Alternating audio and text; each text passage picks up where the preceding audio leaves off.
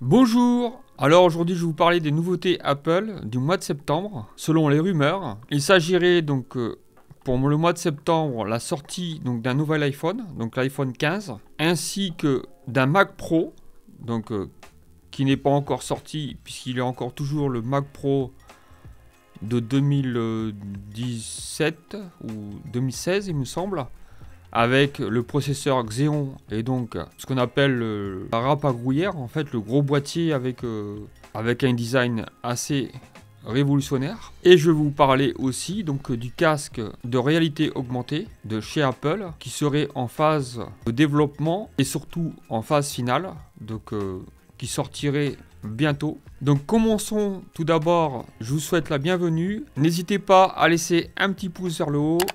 Abonnez-vous, merci beaucoup. La première chose à laquelle je vais vous parler, donc c'est l'iPhone 15.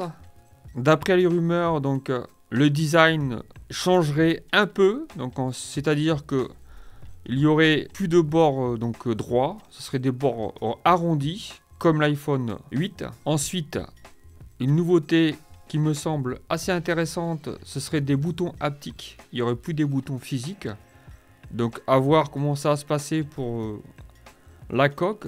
Est-ce qu'il y aura une coque plus fine ou métallique qui permettra donc de détecter les doigts de manière à ce qu'on puisse l'utiliser? C'est une nouvelle très intéressante puisque du coup, si c'est des boutons haptiques, donc l'iPhone sera beaucoup plus étanche, donc plus résistant à l'eau. Donc le fait qu'il y ait des boutons haptiques, donc il n'y a plus de trous, en fait il n'y a plus de boutons, donc il n'y a plus d'eau qui peut rentrer à l'intérieur. Donc ça c'est une très bonne nouvelle. Après la nouveauté de l'iPhone 15, ça serait donc plus de port Lightning, ça serait un port USB-C. Donc très intéressant, surtout pour le matériel, pour le branchement, et surtout ça évitera d'avoir plusieurs adaptateurs ou plusieurs chargeurs. On n'aura plus qu'un seul chargeur pour tous les produits qu'on a à la maison. Ça c'est très bien pour l'écologie. Une nouveauté par contre un peu moins positive, ça serait donc le fait que Apple va faire un driver pour les câbles USB-C, c'est-à-dire qu'on sera obligé d'acheter des câbles USB-C Apple. Donc il y aurait un système qui détecterait donc les câbles USB de chez Apple et donc tout autre câble USB-C ne serait pas compatible. Ce qui est logique parce que le port Lightning est une propriété d'Apple.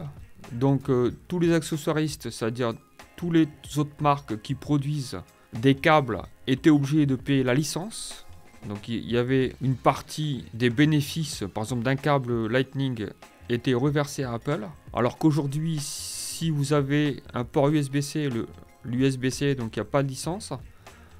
Donc du coup, c'est un connecteur libre. Donc du coup, si Apple garde le système simple, sans driver et sans reconnaissance du câble, donc perdrait une énorme partie du chiffre d'affaires de ces produits. Puisque comme vous le savez, les industriels des smartphones et tout ce qui est matériel informatique gagnent beaucoup plus sur les accessoires que sur le produit en lui-même. En fait, les marges sur l'iPhone ou sous d'autres produits, ça peut être Samsung ou d'autres marques, ont des marges très faibles par rapport aux produits. Ils gagnent surtout sur les accessoires. Alors, une autre nouveauté sur l'iPhone 15, ça serait donc plus de carte SIM. Donc, ça serait une eSIM. Alors, c'est quoi une eSIM? C'est-à-dire qu'il n'y aurait plus de tiroir pour la carte SIM. Donc, c'est un système intégré. Donc, les opérateurs font déjà le travail. Ils sont déjà en train de se préparer pour avoir cette nouveauté, donc intégrer l'abonnement à la eSIM, un système d'intégration pour permettre aux personnes qui achètent un iPhone de pouvoir donc avoir l'abonnement directement, puisqu'il n'y aura plus de tiroir. Une très bonne nouvelle pour ça, c'est que le tiroir, c'est une perte de place dans l'iPhone, puisque vous savez que le tiroir, c'est quand même... ça prend beaucoup de place. Un deuxième point positif, le fait qu'il n'y ait plus de tiroir, c'est l'étanchéité de l'iPhone. Donc il sera plus résistant à l'eau, comme les boutons haptiques sur le côté. Donc ça c'est une très très bonne nouvelle. Donc je pense que ça va être un iPhone très intéressant à voir le prix, combien elle va coûter, puisque aujourd'hui, vous savez que l'iPhone 14 Pro est tout de même à 1300 €, qui est quand même à un prix assez conséquent et assez élevé pour un smartphone. Après, c'est vrai que les iPhones ont une durabilité assez importante, des mises à jour presque à l'infini, puisque les mises à jour aujourd'hui sur les iPhones sont à peu près de 8, on va dire 8-10 ans pratiquement. Et surtout, un iPhone est très fluide. Moi, j'avais testé donc, le Pixel 6a. Donc au niveau fluidité, ça n'a rien à voir, hein. C'est très très lent. Sincèrement, les iPhones aujourd'hui sont des téléphones très performants. C'est vrai, très cher. Il y a aussi le système qui est très pratique, très facile à utiliser. Après, je ne défends pas Apple, hein, mais je trouve que pour moi, personnellement, c'est des produits très efficaces, très faciles à utiliser. Donc on va passer à une autre nouveauté. Donc ce serait un nouveau Mac Pro. Donc ce serait un Mac Pro modulable. C'est-à-dire qu'on pourrait mettre dans la mémoire et donc changer les disques durs. Donc comme vous le savez, il y a le Mac Studio et le Mac Studio Ultra aujourd'hui. C'est un Mac Studio donc avec deux puces M1 Max qui sont connectées une à l'autre. Et donc je pense que ce qui va être intéressant par rapport au Mac Pro, c'est que ça va être des puces gravées en 3 nanomètres. Ce qui aujourd'hui sont des puces gravées en 5 nanomètres. Alors ça fait toute la différence puisque vous savez que les puces en 5 nanomètres donc, ont une consommation plus importante que les puces qui vont être gravées en 3 nanomètres. Alors la particularité du fait d'être gravé en 3 nanomètres, c'est de pouvoir mettre plus de transistors, donc plus de cœurs avec une taille beaucoup plus petite. Et donc la possibilité d'avoir, par exemple, les iPhones, si on parle des iPhones 15, si les puces seront gravées donc, en 3 nanomètres, vous allez avoir un iPhone beaucoup plus puissant que les iPhones actuels, donc l'iPhone 14 ou l'iPhone 14 Pro ou l'iPhone 14 Pro Max. Donc ça c'est très intéressant.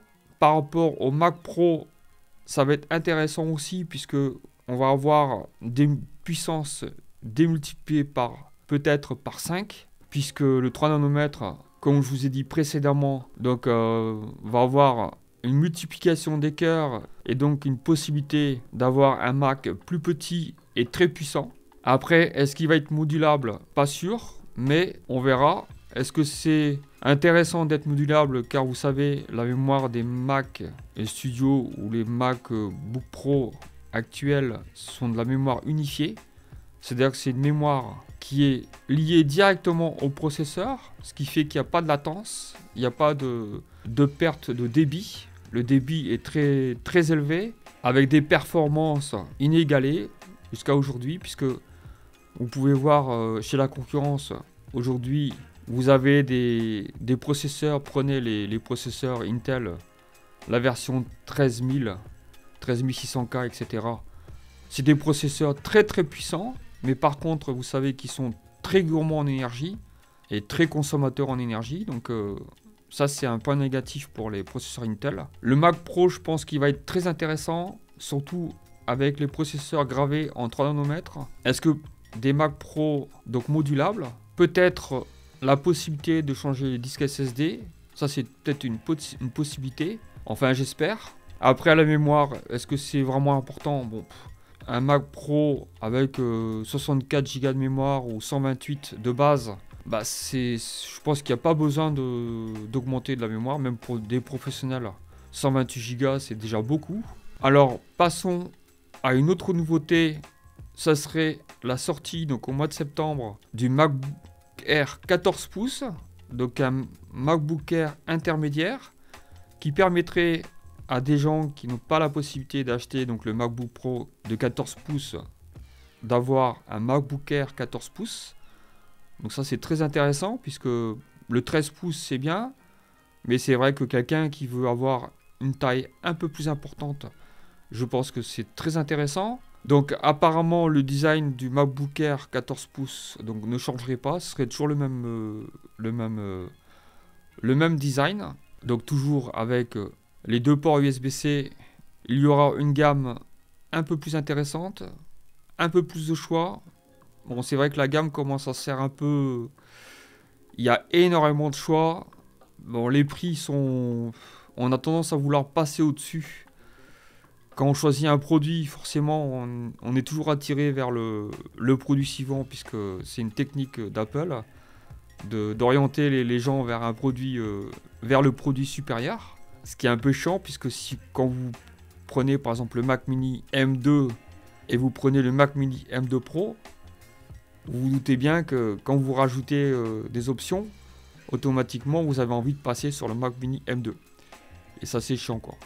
Alors une troisième nouveauté qui sortirait au mois de septembre, et celle-ci n'est pas sûre puisque ça serait le casque de réalité augmentée. Donc Apple travaille sur ce casque, pardon, ces lunettes donc, de réalité augmentée. C'est très intéressant. Alors pour moi qui suis malvoyant, non-voyant, pas d'utilité. Peut-être le remplacement de l'iPhone à l'avenir. Dans quelques années, peut-être qu'on n'aura plus d'iPhone, ce sera des lunettes avec un écran, des écrans, donc, et donc la possibilité de téléphoner, de prendre des photos, à voir est-ce que la taille n'est pas trop grande par rapport à ça, est-ce qu'on aura des lunettes très petites ou assez grandes. Apparemment aujourd'hui, les lunettes de réalité augmentée sont des lunettes comme des lunettes de ski, donc assez larges, donc assez grandes, donc je pense pas que les gens vont se balader avec ce genre de lunettes. Après le prix, d'après les rumeurs, ce serait entre 2000 et 3000 euros. Donc pour l'instant, ce ne serait pas pour tout le monde. Ce serait plus pour les professionnels. Et surtout, donc au mois de juin, donc à la WWDC, ils vont annoncer ces lunettes de réalité augmentée pour inciter les développeurs donc, à développer des applications pour ces lunettes. Pardon. Et donc je pense que c'est déjà la prémisse, décidément, je perds la voix. Donc décidément, donc ça serait pour que les développeurs tierces puissent commencer à développer des applications pour ces lunettes. Donc ça c'est très intéressant, à voir ce que ça va donner par la suite. Donc je pense que ce sera tout pour aujourd'hui. J'espère que vous avez apprécié cette vidéo. J'espère qu'elle vous sera intéressante. Si c'est le cas, vous pouvez mettre un petit pouce vers le haut. N'hésitez pas à commenter, à donner votre avis, à poser des questions. Abonnez-vous. À très bientôt pour une autre vidéo. Ciao, ciao!